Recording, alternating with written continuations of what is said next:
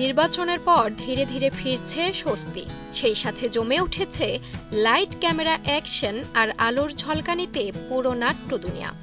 আসছে ঈদে নাটকের শুটিং বেড়েছে আগের চেয়ে কয়েক গুণ বেশি, সেই সাথে বেড়েছে স্পন্সরও। বর্তমানে ব্যস্ত সময় পার করছেন অভিনেতা, অভিনেত্রী, নাটক নির্মাতা ও কলাকুশলীরা। গত 2 বছরের তুলনায় এবার বেশি নাটক প্রচারিত হবে। বসুন্ধরা টিস্যু, অশুদ্ধতার বিরুদ্ধে এক বিন্দুও ছাড় নয়। তাই তো সবার মাঝে কাজ করছে বাড়তি উৎসাহ, উদ্দীপনা।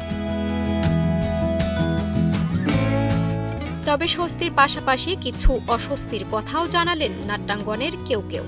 তাদের অভিযোগ, শুটিংয়ে বাধা ও চাঁদার কারণে অনেক কাজ বন্ধ রাখতে হয়েছে পরিচালকদের।